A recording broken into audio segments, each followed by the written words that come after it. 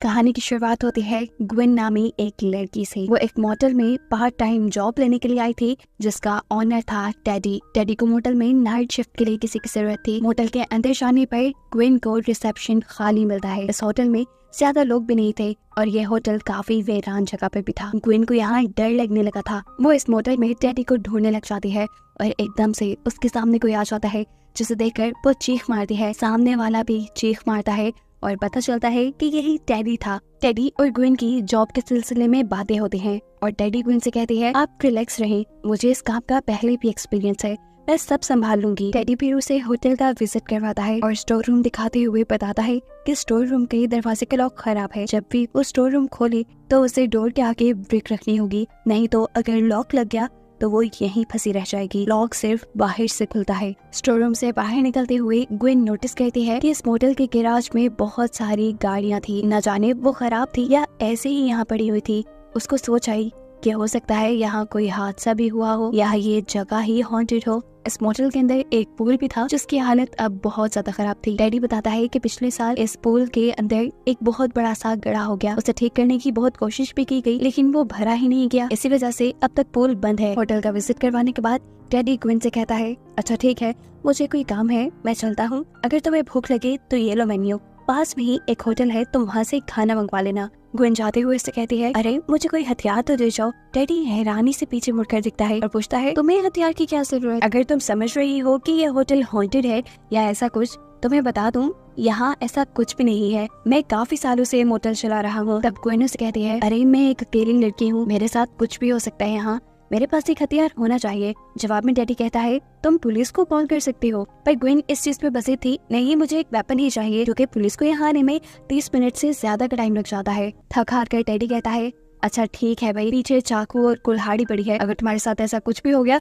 तुम उसे इस्तेमाल करना और अपने दुश्मनों को मार देना। खैर ये सब तो वो मजाक में कह रहा था। अब वो सीरियस होकर ग्विन से कहता है, सुनो, मेरी कोई दुश्मनी नहीं है और ना ही इस जगह में कोई मसला है। अगर फिर भी तुम्हें कोई मसला नजर आए तो तुम मुझे कॉल कर सकती हो। टेडी के जाने के बाद ग्विन दोबारा इस होटल का विजिट करती है और देखती है कि इस होटल में बड़े बड़े चूहे थे। इस मोटल के अभी तक एक ही रूम में गेस्ट थे, जहाँ जाकर ग्विन नॉक करती है। वो असल में गेस्ट से पूछना चाह रही थी कि क्या कोई चीज की जरूरत नहीं उन्हें। जैसे ही ग्विन के नॉक करने पर ये दरवाजा खुला तो ग्विन को वहाँ एक अजीब लड़की मिली। उसके हाथ लाल थे, उसने पूरा दरवाजा भी नहीं खोला था। पता नहीं अंदर क्या चल रहा था।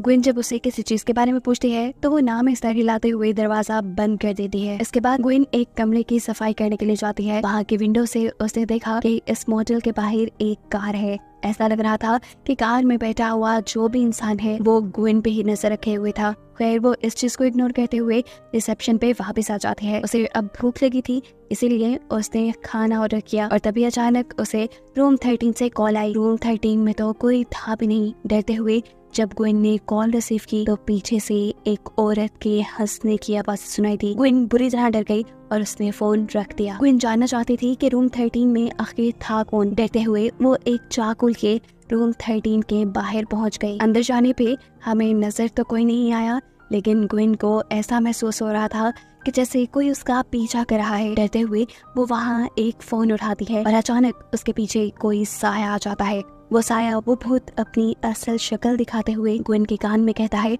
It's for you. अपने कान में ये आवाज़ें सुनकर ग्विन बुरी तरह घबरा गई। उसके हाथ पांव फूल गए और एक ही सेकंड में वो उल्टे कदमों कमरे से बाहर निकल आई। यहाँ रूम 6 वाली लड़की, जिसका नाम एलिस था, वो ग्विन को देख चुकी थी। उसे घबराया हुआ महसूस करके वो उसे पूछती है, तुम ठीक तो हो? कुछ ना समझते हुए ग्विन बस हाँ में ही सर हिला पाती है। हमें पता चला कि एलिस एक अच्छी लड़की थी और हमने जो इससे पहले उसके हाथ लाल देखे थे वो खून से लाल नहीं थे, बल्कि वो तो अपने बाल ड्राई कर रही थी। अभी भी उसके रूम का हेयर ड्रायर खराब हो गया था। वो तो बस उसे एक्सचेंज करवाने के लिए ग्विन के पास आई थी। ग्विन उसे लेकर स्टोर रूम में चली जाती है और वहाँ जाके वही गलती कर देती है जो उसे नहीं करनी थी।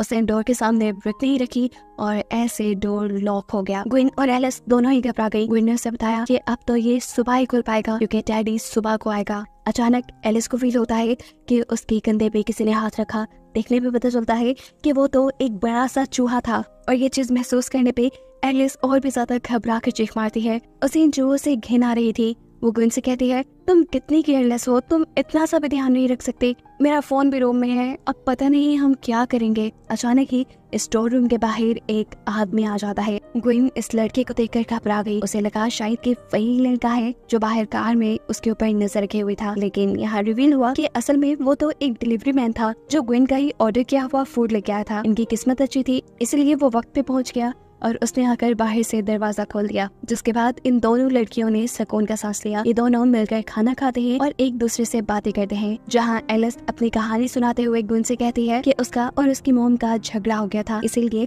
वो अपने घर छोड़कर भाग के यहाँ आ गई। अब अगली सुबह उसे यहाँ से लेने के लिए उसका बॉयफ्रेंड आ जाएगा और वो यहाँ से चली जाएगी। उसकी बातें सुनकर गुइन उसे मशवरा देती है कि नहीं, तुम्हें अपनी मॉम के पास वापस चले जाना चाहिए। फैमिली एक बहुत बड़ी ब्लेसिंग होती है। एलिस के हाथ सोच में पड़ जाती है और गुइन उठकर ड्रिंक्स लेने चली जाती है। बाहर जाने पे उसने देखा कि पहले जो उसे कार दिखी थी वो कार अभी भी इस मोटल के बाहर थी और उसमें से अभी भी कोई गुइन के ऊपर नजर रखे हुए था। पहले तो ये गुइन का शक हो सकता था, लेकिन अब तो गुइन को कंफर्म हो गया था कि कोई उसके ऊपर नजर रखे हुए है। घबरा कर जब वो होटल के अंदर आती है तो उसके हाथ से बॉटल्स भी गिर जाती हैं। एलिस उसे एक और मरतबा घबराए देखकर उससे पूछती है क्या हुआ। वो नीचे कांच को उठाने में भी गुइन की मदद करना चाहती थी, लेकिन यहाँ गुइन ने उसे डांट दिया, ये कहते हुए कि प्लीज यार मुझे दूर हो जाओ। एलिस को बुरा तो लगा, लेकिन वो चुपचाप यहाँ से साइड पे हो गई क्योंकि वो गुइन की दिमागी हालत समझ सकती थी। कुछ देर बाद हम देखते हैं कि गुइन दोबारा अपनी ड्यूटी पे है। यहाँ पर एक अमीर कपल एक रूम लेने के लिए आता है। ये कपल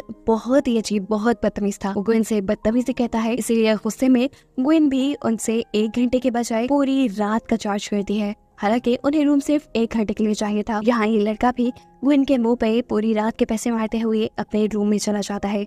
गुइन को इनके ऊपर शक था कि कहीं ये गाड़ी में बैठे हुए लोग तो नहीं, इसीलिए वो इन दोनों को चेक करने के लिए इनके रूम में जाती है, जहाँ ये दोनों आपस में टाइम स्पेंड कर रहे थे। यहाँ उस लड़की को भी लगा कि कोई इनके ऊपर नजर रखे हुए है। वो भी जैसे ही रूम से बाहर चेक करने के लिए आती है तो जल्दी से गुइन एक गाड़ी के पीछे छुप जाती है।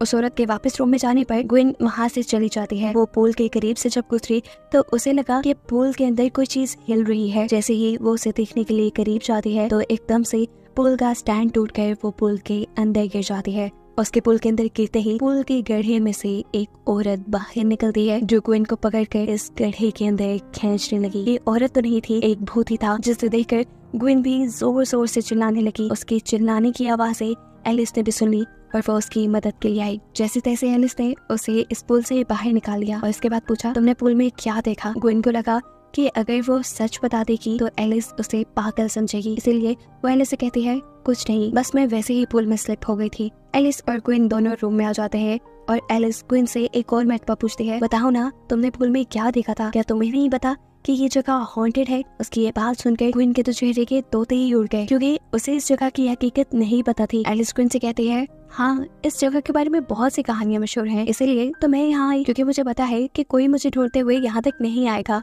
गुइन बेध्यानी में एलिस की बातें सुन रही थी। अंदर ही अंदर उसे इस चीज पे गुस्सा आ रहा था कि डैडी ने उसे झूठ क्यों बोला, डैडी ने उसे सच्चाई क्यों नहीं बताई कि ये जगह हॉन्टेड है। अब गुइन को यकीन होने लगा था कि अगर वो एलिस को कुछ बताएगी तो एलिस उसे पागल नहीं समझेगी। हमें दिखाया जाता है कि वो कपल जो यहाँ आया था वो भी वापस जा चुका था, जिसके बाद गुइन एलिस को बताती है कि जब से मैं आई हूँ मेरे साथ यहाँ कुछ न कुछ अजीब ही हो रहा है। मैंने 2 मरतबा मोटल के बाहर एक गाड़ी को देखा है, मुझे लगता है कि वो मेरे पीछे आई है। एलिस पूछती है कि तुम्हें क्यों लगता है कि वो गाड़ी तुम्हारे ही पीछे है? जवाब में गुइन अपनी कहानी सुनाना शुरू करती है और बताती है कि जब मैं बहुत छोटी थी तो एक वॉल्टर नाम का आदमी हमारे घर में घुस आया था। उसने मेरी मॉम और मेरी बहनों को धरती से मार डाला, लेकिन किस्मत से मैं बच गई। मैं वहाँ से भाग गई और फिर उस पागल को पागल खाने भेज दिया गया। गुइन उसे बताती है कि मुझे पता चला है कि 2 दिन पहले ही वो पागल खाने से भाग गया है और अब वो मेरे ही पीछे है, जैसे वो मुझे मारना चाहता हो और मुझे मारकर उसका कोई मकसद पूरा हो रहा हो। गुइन के पास इस टाइम उसकी मोम का नेकलेस था। इस नेकलेस के बारे में गुइन बताती है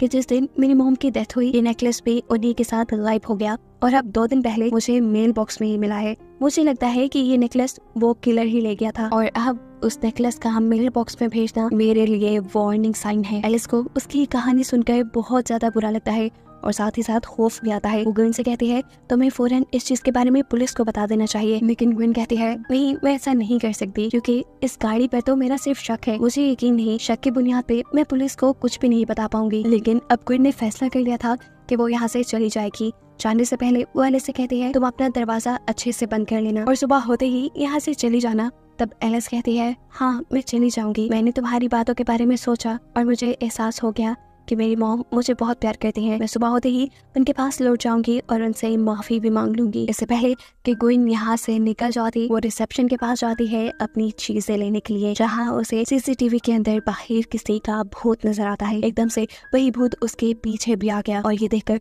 वो बहुत ही ज्यादा डर गई। उसने मोटेल के फोन से टेडी को कॉल की और उसे बुरी बुरी बातें कहना शुरू कर दी। उसे होप डांटा ये कहते हुए कि तुमने मुझे क्यों नहीं बताया कि ये जगह हॉन्टेड है। अगर तुम मुझे पहले ही बताते थे मैं यहाँ कभी नहीं आती और अब मैं यहाँ से जा रही हूँ, 1 मिनट यहाँ नहीं रुकूंगी। डैडी उसे रिलैक्स करते हुए कहता है अरे मैं इतने सालों से वो मोटल चला रहा हूँ, ऐसा कैसे हो सकता है कि मुझे न पता हो कि वो जगह हॉन्टेड है या नहीं। तुम रिलैक्स रहो, मैं थोड़ी देर तक आता हूँ। जैसे ही ग्विन फोन रखती है तो मोटल के अंदर एक आदमी आ जाता है। खुलिये से तो वो शरीफ ही लग रहा था, लेकिन जिस तरीके से वो ग्विन को देख रहा था ये काफी अजीब था। वो ग्विन से एक रूम मांगता है। ग्विन उसे पैसे लेकर एक रूम दे देती है, लेकिन ग्विन को शक था कि ये वही आदमी है जिसने उसकी मॉम और उसकी बहनों को मारा था। ग्विन जैसे ही अब उसे कमरा दिखाने जा रही है तो अचानक ही अपने चाकू से वो इस आदमी को जख्मी कर देती है, क्योंकि उसे तो ये किलर लग रहा था। लेकिन कहानी में एक सबसे बड़ा ट्विस्ट ये रिवील होता है कि जिसको वो किलर मान रही थी वो किलर नहीं बल्कि एक डॉक्टर था। डॉक्टर भी ग्विन का, वो कोई किलर नहीं था बल्कि किलर असल में ग्विन ही थी। यानी हकीकत ये है कि ग्विन एक पागल थी, एक साइको थी और उसे मेंटल हॉस्पिटल में रखा गया था। 2 दिन पहले ग्विन ही वहाँ से भाग निकली थी और सालों पहले जो उसकी मॉम और उसकी बहनों का मर्डर हुआ था वो भी ग्विन ने खुद ही किया। लेकिन वो इस चीज को कभी मानती नहीं थी, वो सिर्फ उसी कहानी को मानती थी जो उसने दिमाग में बनाई हुई थी। यहाँ जो उसे भूत बार बार नजर आ रहे थे वो भी सिर्फ उसके इल्यूजन्स थे। ये जगह सच में हॉन्टेड नहीं थी। ये डॉक्टर जो यहाँ आए थे वो ग्विन को पकड़ने के लिए ही आए थे, क्योंकि वो जानते थे कि ग्विन कितनी खतरनाक है। इस टाइम डॉक्टर के साथ 2 नर्स भी थे, जिन नर्स को भी ग्विन बेदर्दी से मार देती है। एलिस को भी जब हलचल की आवाज महसूस हुई तो वो भी अपने कमरे से बाहर निकल आई, क्योंकि उसे पता था कि ग्विन के ऊपर कोई हमला करने आने वाला है। वो ग्विन की जान बचाने के लिए जैसे ही दूसरे कमरे में आती है तो देखती है कि वहाँ ग्विन के बजाय किसी और की लाश है। ये डॉक्टर की लाश थी जिसकी जुबान को भी काट कर नीचे फेंक दिया गया था और ये काम ग्विन ने किया था। ग्विन अब होश में नहीं थी। एलिस भी उसे देखकर बुरी तरह डर गई। यहाँ एलिस जो इन सारी चीजों को देखकर कंफ्यूज और परेशान थी, ग्विन उसे भी यहाँ से भागने का मौका नहीं देती और बेदर्दी से मार देती है। थोड़ी देर बाद इस मोटल का मालिक टेडी यहाँ आता है, जिसे भी ग्विन नहीं बख्शती और मोटल के अंदर आने से पहले ही कुल्हाड़ी से उसके ऊपर हमला करते हुए उसका भी मर्डर कर देती है। सीन कट होकर अब कहानी हमें कुछ हफ्तों बाद के दिखाई जाती है, जहाँ देखने को मिलता है कि ग्विन अब इस जगह की ऑनर बन चुकी है। उसने इस मोटल को बहुत अच्छे से रेनोवेट भी कर लिया है। एक गेस्ट ग्विन के मोटल में बुकिंग के लिए आता है। ग्विन बहुत अच्छे से उसका वेलकम करती है, लेकिन कहीं होटल के एक दीवार पे हमें खून का निशान दिखाया जाता है, जो इस बात की तरफ इशारा था कि ग्विन के होटल में जो कोई भी आता था ग्विन उसे मार देती थी। ग्विन शायद अब अपने इस नए कस्टमर को भी मार देती, जिसके साथ बातें करते हुए ग्विन को दिखाते हुए ये कहानी यहाँ खत्म हो जाती है।